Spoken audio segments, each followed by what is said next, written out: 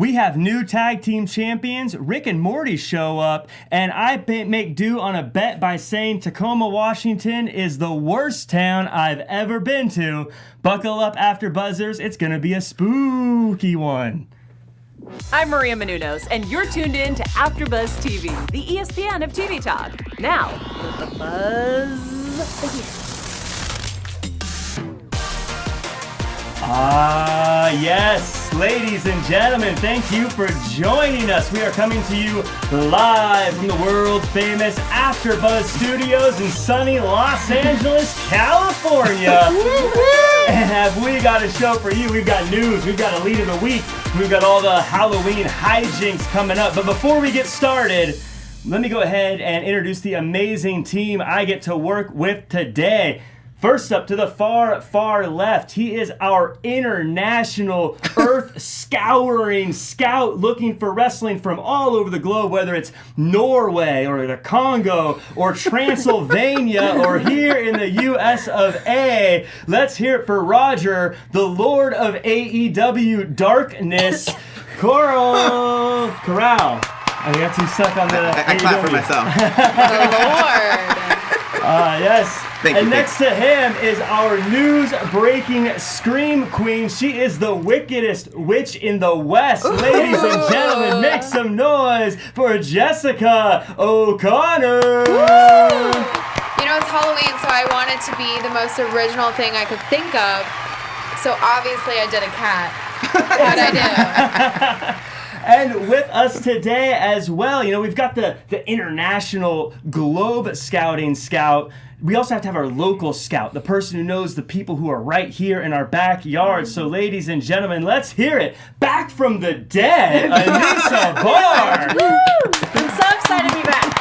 Resurrected. Yes. And coming to us from inside the tomb, the man that rattles the bones of the Crypt Keeper himself. Let's hear it for Josh Alonzo. What's going on? Yes. And today I get to be your host. I am Jack the Ripper Farmer here, leading the charge. We're having fun today. Yeah. Everybody's having a good time. It's our Halloween episode. We've got masks on. This is a fun time. Let's go ahead real quick, guys. Let's go ahead and Roger, let everyone know whose mask you're wearing. I am wearing Dragon Lee mask. A Dragon Lee mask. Dragon Lee mask. Yes, and Josh in the booth. Tell us about your alter ego.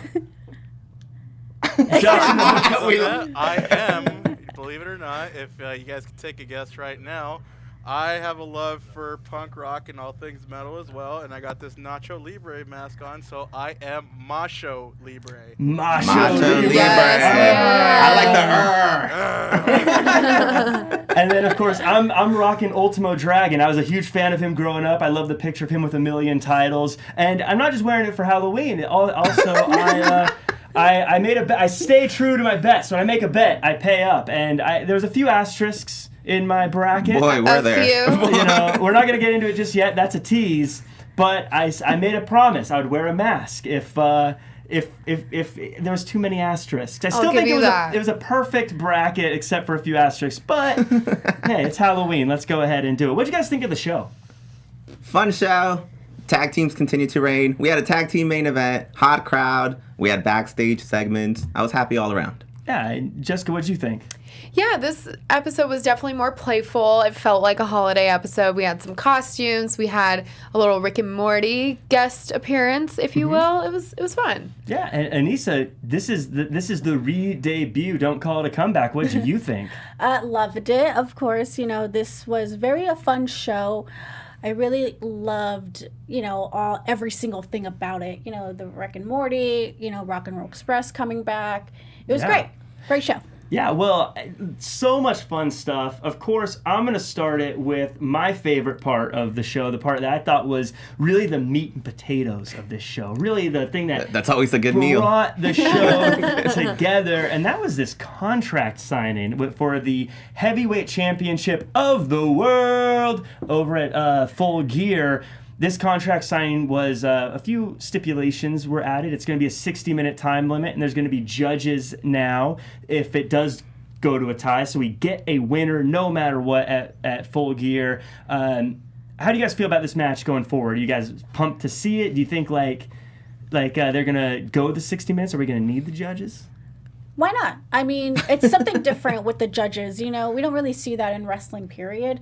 I really liked Chris Jericho. He brought back the 90s The hair very, was good. Very strange. We don't really get to see Chris Jericho look like that, but for me, I enjoyed it. I enjoyed this whole moment. I'm glad, it was just them two. Nothing physical happened. It was just man-to-man contract. Let's do this. Let's put on a good show.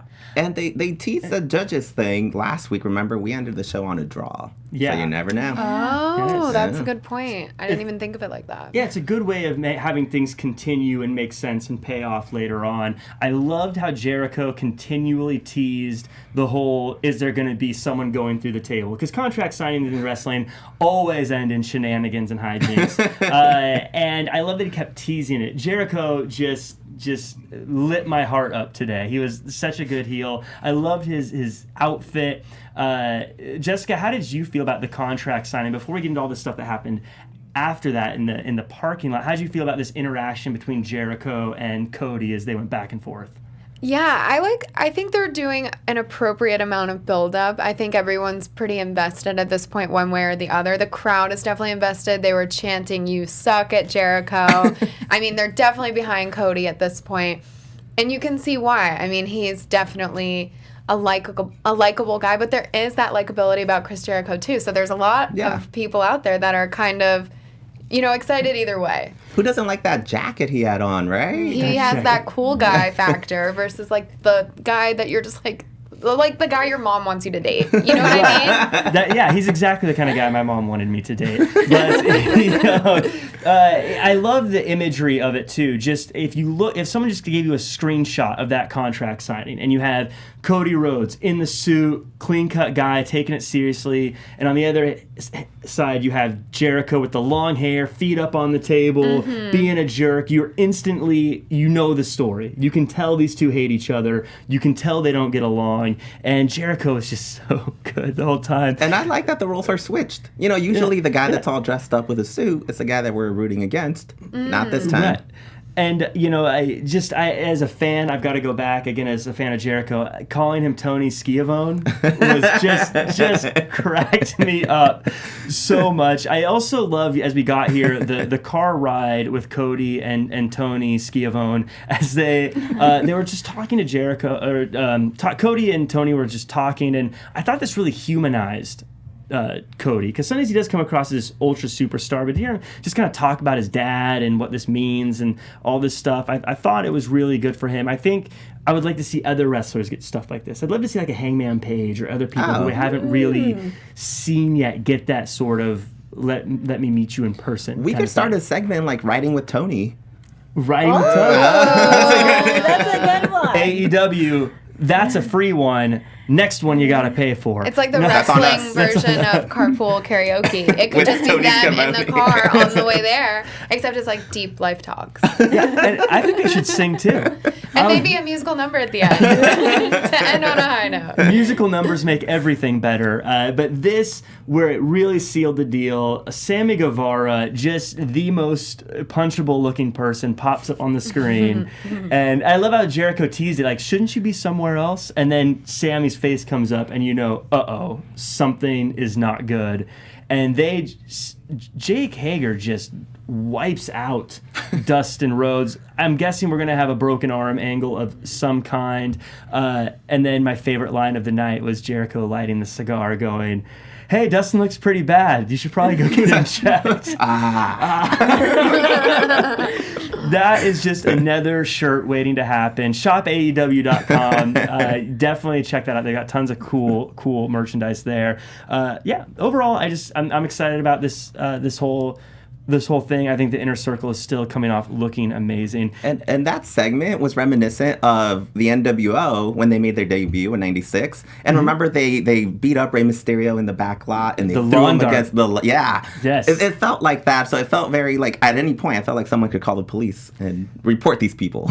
Yeah, it just, I'm loving the Inner Circle. They are my favorite thing going right now in wrestling. And speaking of things that are my favorite, I love AfterBuzz. I love being a part of it. Jessica, can you go ahead and let all of the lovely viewers and listeners know where they can find us and all that good stuff? Oh, I sure will. Well, thank you so much, you guys. We appreciate your support more than you know. You guys are the reason that we get to come here every single week. It's so important that you like our channel, you interact with us on Twitter, Instagram, Facebook, handwritten letters if you want. We'll read them. It's just really important, and we appreciate you guys. Thank you so much. Yeah, I want to give a shout out to one of the people who gave us a 5-star review on iTunes, Jack Michaels.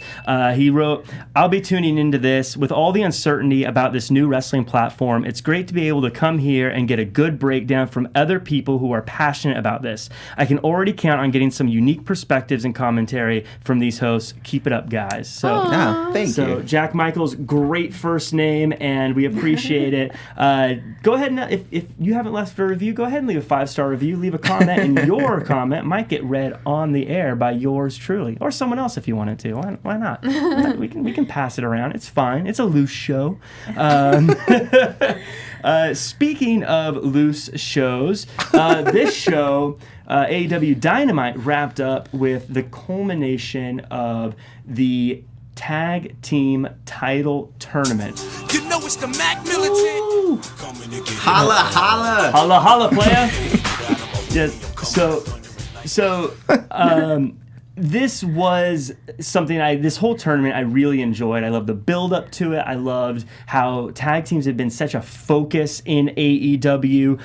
Before we dive into everything that happened in the match, Anissa, do you think that we're still going to see tag teams presented as a focal point in AEW, or is this kind of like, okay, now we've done that, time to move on? It's a focal point. And the reason is because they have, not only because they have a lot of people that are tag team right now, it's because when they announced for All Out, for Double or Nothing, when they did the press release, they said you are going to get a lot of tag team, and that's what they have provided. Yes, the AEW championship is, it is what it is. That's how it is in every wrestling company. You have a championship, that is the focal point. But I like the fact that, now we're seeing the tag team more so as a focal point, because we get to see matches that not many people get to see. Even if you, go to indie shows, you've probably seen these guys wrestle before. And if you don't and you're new, you get to experience something that you've never seen before. Mm-hmm. Yeah, I think what's great about tag team wrestling is because obviously there's more people, they're able to just keep the pace cracking throughout the whole thing. Keep it cracking. Keep it cracking. Keep it cracking. Hashtag keep it cracking. Pro Wrestling Tees. We need to get some shirts. Josh in the booth, bringing the heat. He's too quick.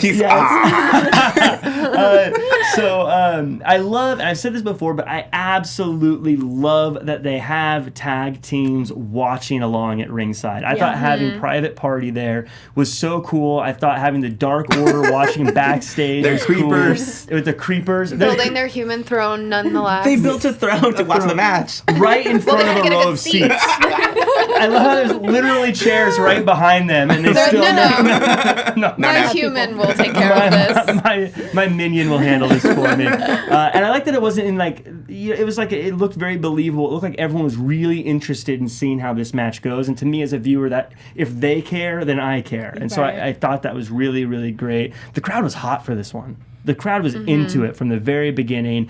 It seemed like it went a little bit short, but Roger, go ahead and tell me how you felt about this match. I mean, they've been building this up for what? 4 weeks now. It's been a great build-up. I think Tony Schiavone mentioned the Lucha Brothers have won 5 matches in a row. So, I mean, they came in hot. Christopher Daniels was out of the picture, so it was definitely going to be 2-on-2. Lots of action. And I feel like in the end, the Lucha Brothers gave in to their own momentum. Because honestly, I can't think of that many highlights from SCU. They mostly got powerbombed through tables and thrown around the whole arena.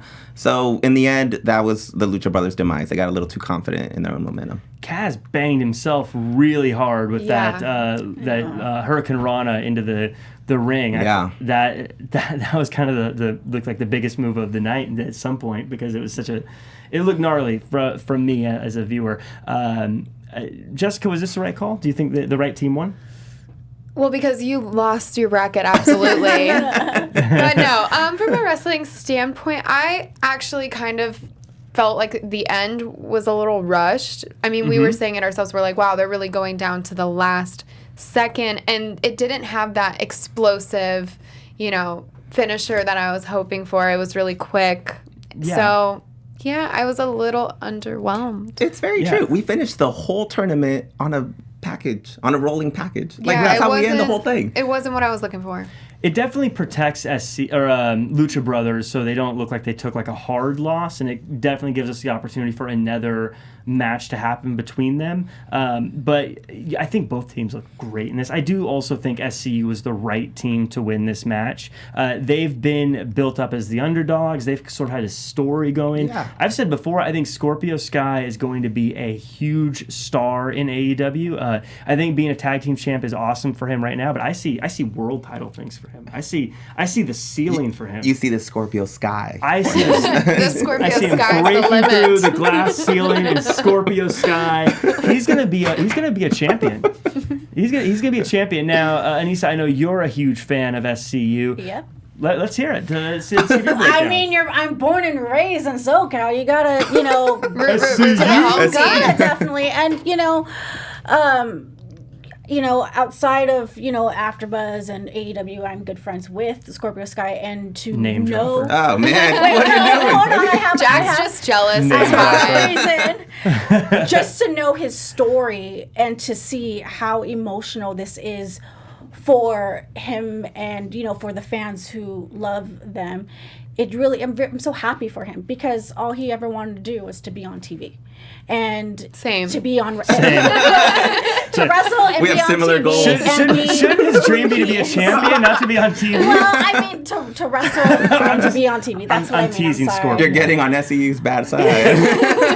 I wanted the Lucha Brothers to win. I don't care. But to be quite honest, I'm just very, very happy for them. Even if Lucha Bros did win, both these tag team championships really mean something to both of these talents. Yeah. Tag team guys, and it's good to see these guys go at it, and I feel like we're going to get to see more storylines with the Lucha Bros, but I hope we get to see storylines with other tag teams. Yeah, they Lucha Bros are what I would call a plug and play team. You could say they're against anyone, and you care immediately. And that's about what's that great match. about tag team wrestling and the Lucha Bros is that no matter who they're facing, they have that in-ring connection. I just want to see Phoenix walk on ropes everywhere he goes. Oh, the Yeah. tiger Like, line. that The tiger I'm line not sure if he all the does that at home. Like, it's kind of crazy. When he jumped the kick, Yeah. like he was walking, he jumped the kick, still landed, bounced around. That looked like a horror I lost film. track of where he was for a second. And I was Got a little dizzy. so huge congratulations to SCU, though. I think this is cool. I think it's a Yeah. huge moment for them and tag team wrestling. I have a Bravo. question. Do you think this was the right call to give the tag team titles to SCU or to Lucha Bros? I think long term, this is the right call, and I say that because even just from a balance standpoint, you have Jericho as a champion, very heelish, and so if you had a heelish tag team champions as well, it would just be a very kind of A little depressing, imbalanced, yeah. unbalanced. You need someone you can root for to be the champion. We but need balance. plus balance. So I think it was the right call. But moving on, we had another tag team match. It was a 6-man tag. It's the Mac Militant. Well, tag team tonight. And then we've got the Hybrid 2 and Kip Sabian versus the Elite Kenny Omega and the Young Bucks. And this was a fun match. We had a very interesting intro by Kenny Omega.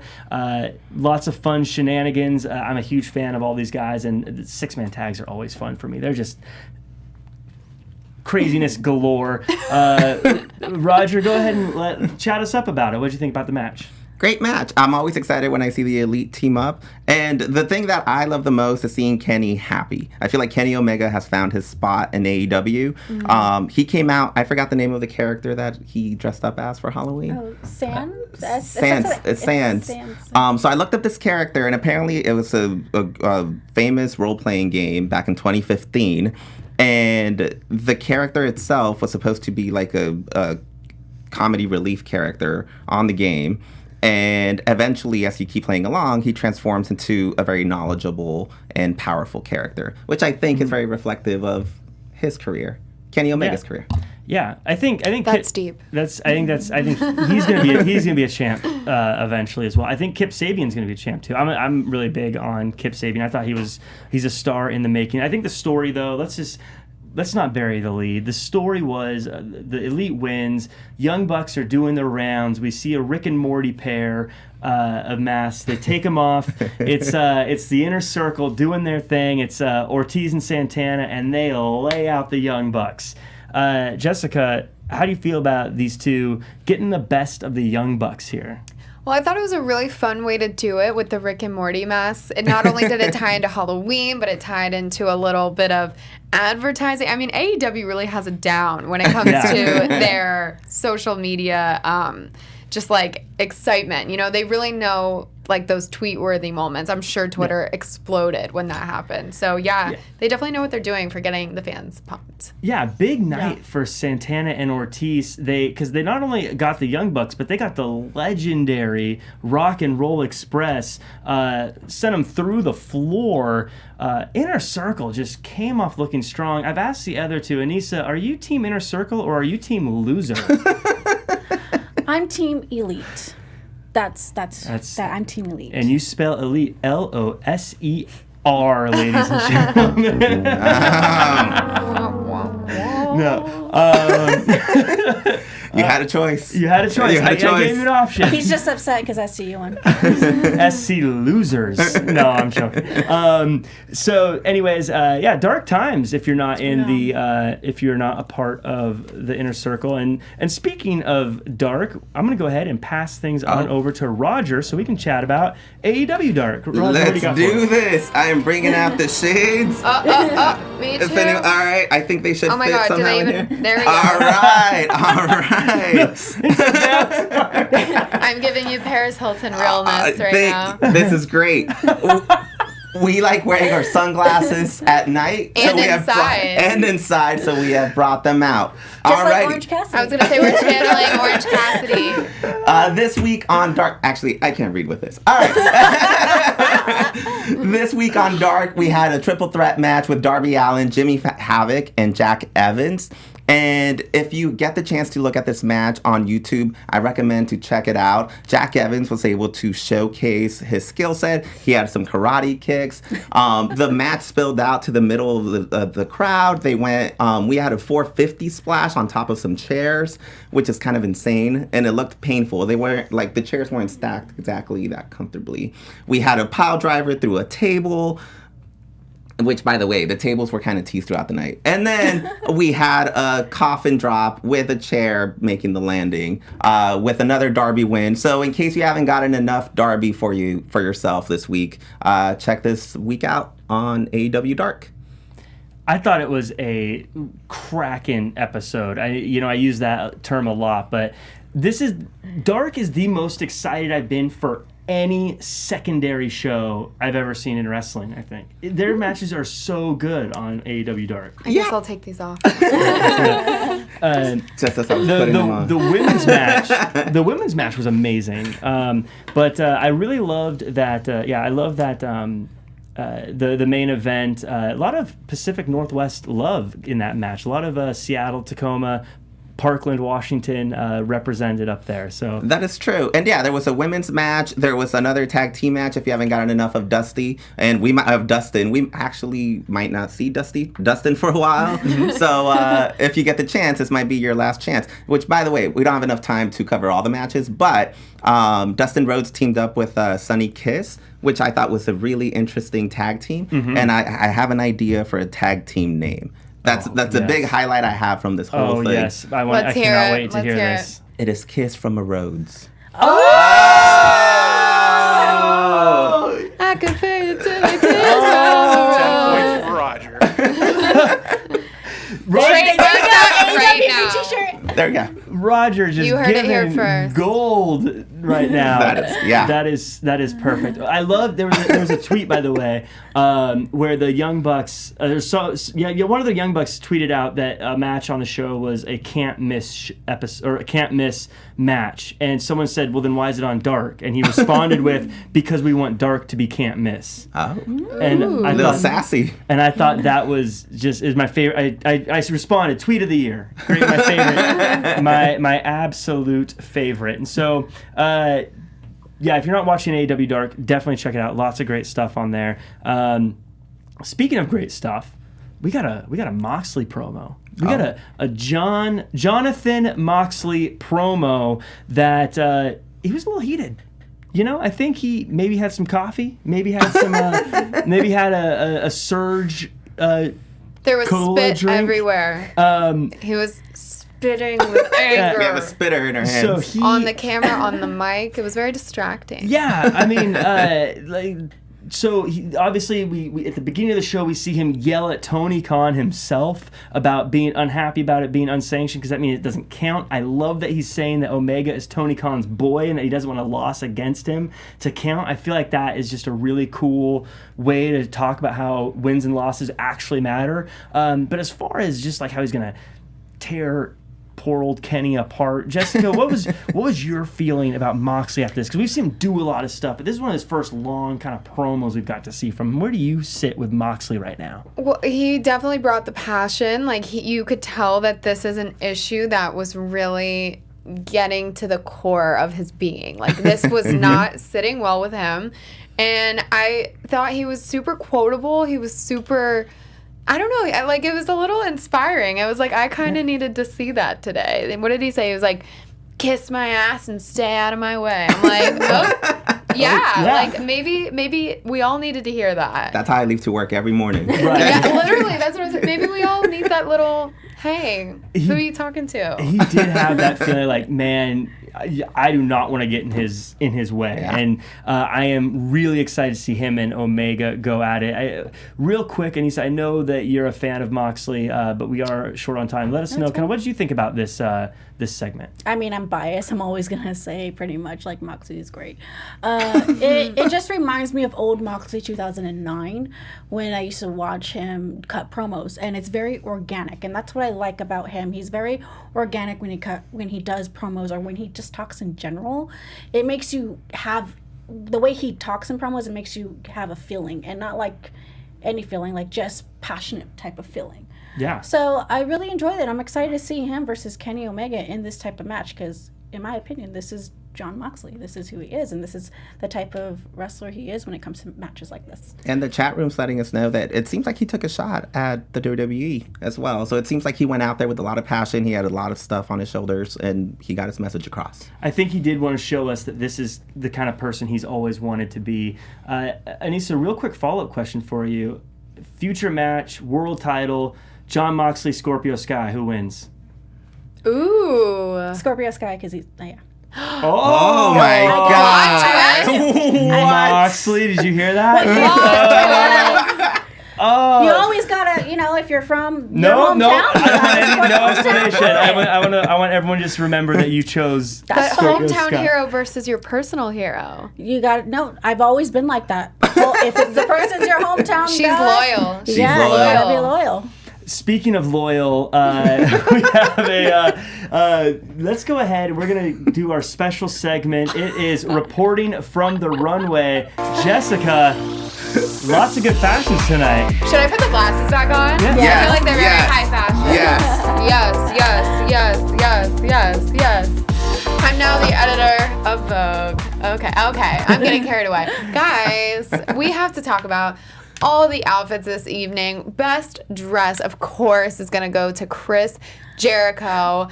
We have a lovely purple pumpkin sweater. Nothing needed underneath because that would just be unnecessary, Like, it's a statement. No undershirt needed. He looks great. Yeah. And I think, enough said. I think and you then needed matching pants. moving on. Wait, matching pants? Yeah. Yeah, I think that could have been a nice touch. Right. All right, I might need some help with. I think it's Yeah, it's Hikaru Shida. Hikaru Shida. Hikaru Yeah. Shida. You're on your own, Jessica. I know that we had to get a little phonetic that time, but it's okay. Hikaru Shida, she actually just moved to the U.S., so I loved this outfit for her because it was a little homage to the good old U.S. of A. Lots of red, white, and blue, and she looks killer. She's got a great bod. She's looking H-O-T. She's rocking that is that like almost like a Road Warrior shoulder pad thing on the side? Yeah, Yeah, you're right. There's a lot of levels to this outfit, you know? It's definitely a little abstract for wrestling, so yeah, I totally dig it. It's an intimidating outfit as well. I'm getting a little bit of a Dragon Ball Z type of vibes from that shoulder pad. That is true. Ooh. I like this. Yeah, I like how it kind Yeah. of combined her, traditional culture with a little bit of U.S. too. It's fun. Yeah. That's a great shot of her too. That's a good image. She's yeah. looking tough. I'm thinking I really love that they had this match in the four women match on Dark because we shored up that women's division very quickly. It seems like it seems like we only had a few women in the women's division. Now suddenly there's like 6 more that are interesting. Mm-hmm. Which is great. By the time Riho comes back from wherever she is, there will be a lot of competition for her. Right. Yeah, I agree. Yeah, and the competition in the women's division is looking like it's going to start getting pretty fierce because Brandy Rhodes, she might be calling on some dark powers to help her as well. So we saw a little bit of the craziness, a little bit of the finger pointing craziness. Don't mind if I do.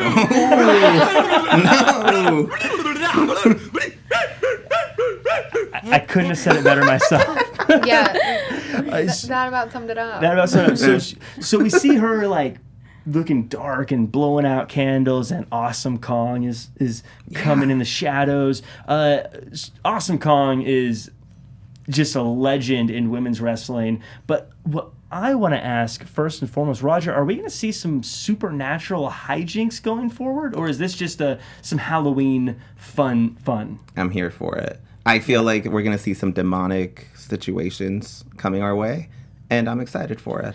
Yeah, Anissa, you had mentioned something along the lines of Brandy and Awesome Kong, and maybe Brandy pulling some strings. Tell us a bit about your theory on that. I really think, with the photos that, you see in the promo and Awesome Kong cutting the hair, I think Brandy is, the puppet master and is telling Awesome Kong to do this and doing a little voodoo magic and stuff like that. Especially with the cutting the hair. Exactly. That's a good observation. And the photos, and it's like you're taking her. Just like, how, one women's wrestler back in WWE, she did like a checklist on every single woman she pretty much beaten. But this time I think it's just another level, and, she pretty much said she traded her soul on Instagram. She did a little fun post. And what a perfect time to announce then Halloween. Halloween. Perfect timing. Christmas is right around the corner, though. So. they gotta wrap this one up. And next month I will bring joy. So lots of stuff to be on the lookout for with that one. I think that's going to be a very interesting story to unfold. And again, the women's division suddenly just popped. There's lots of stuff going there, and I'm really excited about that because that was the one thing with AEW that I was really hoping for more of was the women's division. They've brought it. They definitely brought it this week. And speaking of bringing it, someone's going to be bringing us the news, and that's Jessica O'Connor. Tell us what's going on in the world. Guys, it's super exciting. AEW is all about second chances. A lot of people who are a part of the WWE are finally getting their shine. We have Dasha Corral, who was a former WWE superstar. She only did 2 matches for the WWE before she transitioned to backstage interviewing. She now does Spanish language commentary for AEW Dynamite, and she wrestled her first match since 2015, just the other night. So she had an Instagram post that you see right here where she kind of, highlights her journey to getting back into the ring. She thought it's something that was never going to happen again, but she got that second chance thanks to AEW. So good for her. Yeah, girl power, and props to her for being, someone that's just loves wrestling, whether it's in the ring or out of it. Yeah, I think it's so cool that she's taking her career and expanding it and doing more. And it's got to be scary getting in the ring, especially if you've been on the outside of it for so long. It's easy for us talking heads to sort of judge and comment, like, I like this move, or that move wasn't crisp or whatever. But to be someone who goes, no, I'm going to go beyond that and actually learn it and do it is really impressive. It's intimidating. Get you a girl who can do both, right? That's the motto. That's the motto. So yeah, that was a really that's cool to hear. I love those stories, and hopefully we get to see her on TV sometime soon, or when she's ready. I don't know how that process works, but chase your dreams. So cool.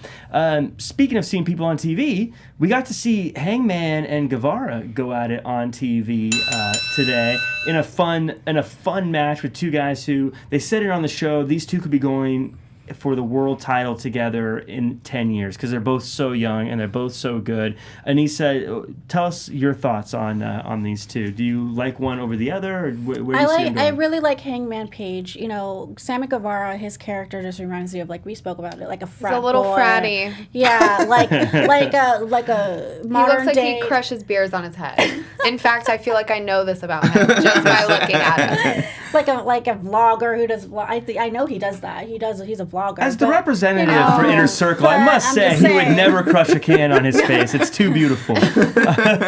Maybe he gets a little Botox. Who knows? He gets someone else to crush it for him.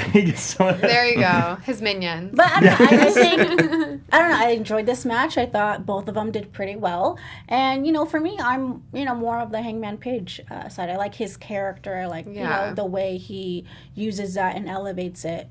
I thought it was really good Hangman won. I think he needed the win. Yeah. Roger, what about you? Do you think this is like, is Guevara going to be like the enhancement guy for the Inner Circle, or is he going to be fine after this? Well, something I noticed that I'm not sure anyone actually noticed because they've been on such a hot streak. This is the first loss for the Inner Circle. Mm-hmm. They haven't lost. I know. I didn't even, I know. I didn't take it in that way. So I want to know how Jericho's going to react to this because, again, you're representing the Inner Circle. You got to make sure and represent it well. Oh, that's that could very be interesting. Fun. Yeah. Funny enough, my favorite part of this whole match, the match was great, but I love that we got to hear Hangman on the mic more. I think he's a character that we need to hear on the microphone, and we need to get to learn who his character is and what he stands for, because he does kind of live that character. I don't know if he actually, I'll be honest, I don't know if he actually is that way in real life, but he feels like he lives that character. Yeah. He feels like a cowboy. He feels like a cowboy. He's a real cowboy. I'd be more shocked if I found out he wasn't actually like that. He's like born and raised in New York City or something. He hates chaps. Yeah, he's like, he's just like, I just want to go to the opera. So I think having him on TV and in front of a mic more is what we need more of for him, because I think he could be a star as well, as long as we can connect with him as more than just a guy who wears chaps. But I do want to, best wishes out. News came out this week that his horse passed away, Hunter Horse Hemsley. So as a pet owner, I don't know if you count a horse as a pet or if it's something different, but animals are pets. An animal, but I know I would be devastated if I lost mine. So Hangman Page, our thoughts go out to you for that. Do you guys want to see more of Hangman Page? Do you want to see him in the title scene again?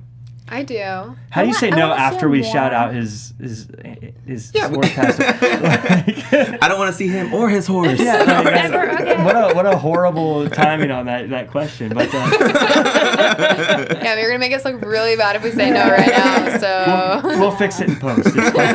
I would like to see him more, especially more on the mic too. I would like to see a lot of these great talents on the mic too.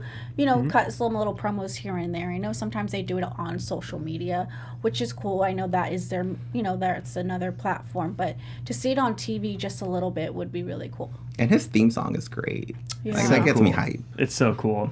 He's cool. He's a cool character. I want to see more of him. But there's certain people I want to see more of. There's 5 of them I want to see more of. And that is a transition, ladies and gentlemen, to Elite of the Week. Today we've got our top 5, and we're starting at number 1. Ladies and gentlemen, you can set your clock to it. Number 1, my boy Jericho, leader of the Inner Circle, getting it done, signing contracts, just pulling the strings of poor Cody Rhodes, and he gets everything he wants every time. Enjoy that cigar, you deserve it. Next up, we got Jon Moxley. That's right, same top two in a row. Jon Moxley just owns any place he is in. Damn right. He owned the room with Tony Khan in it. Moxley's on the list. Tony Khan isn't because Moxley is the man. Next up, we got SCU. Woo! How could you not be number 3? You won the tag team title tournament to become the tag team champions of the world. And of course, then we got Hangman Page. Like I said, that promo put him over. That match put him over. He hit a few stumbling blocks, but this guy is going to the top. And number 5, we got Ortiz and Santana. It doesn't matter if you're a former champion. It doesn't matter if you run the company. They're coming for you, they're gunning for you, and they're gonna take you out. They're pit bulls, they're gonna pick your pocket, and they're gonna kick your ass. They're with the Inner Circle. That's your top 5, ladies and gentlemen. That was your Elite of the Week. I'm sensing a conspiracy here. What? There's like 3 members of the Inner Circle in the top 5. Ooh. I challenge you on which one of them shouldn't be there. My ratings are perfect. They're flawless. Just like your bracket. They go through. I have a metric. I have many papers pinned to bulletin boards with yarns connecting them to get the perfect top 5. Who's out? Who did I leave out? I'm not going to argue with the Inner Circle. I've seen what they do. Champagne for you. Bubbly for you. Thank you. So that's the top 5. If you guys agree, disagree, put it in the comments. Let us know what you think. Who did I leave out? Who should have been higher or lower? Maybe who do you think number 6 through 10 should have been? But that's it for us. This is the Halloween episode. Do we get tricks? Do we get treats? I don't know. Either way, you can find out on social media. Roger, go ahead and tell the lovely people where they can find you. All right, you can find me on Twitter, Roger_Corral. And Jessica? Ooh, my turn. You can find me on Twitter at JOConnor with 3 N's, on Instagram, JessicaO'Connor_. And Anissa? And you can follow me on all social media at Anissa Bar. And Josh in the booth. We lost Josh in the booth. We lost Josh in the booth. There he is. And you can find me at jackcfarmer.com as well as Real Jack Farmer across all social media. Also, make sure to check out across all social media AEW AfterBuzz so you can keep in touch with all the latest news and comments and concerns with all of the AEW AfterBuzz stuff. So until next time, do your best and be yourself. Our founder, Keven Undergaro, and me, Maria Menounos, would like to thank you for tuning in to AfterBuzz TV. Remember, we're not just the first, we're the biggest in the world, and we're the only destination for all your favorite TV shows. Whatever you crave, we've got it. So go to AfterBuzzTV.com and check out our lineup. Buzz you later. The views expressed herein are those of the hosts only and do not necessarily reflect the views of AfterBuzz TV or its owners or principals.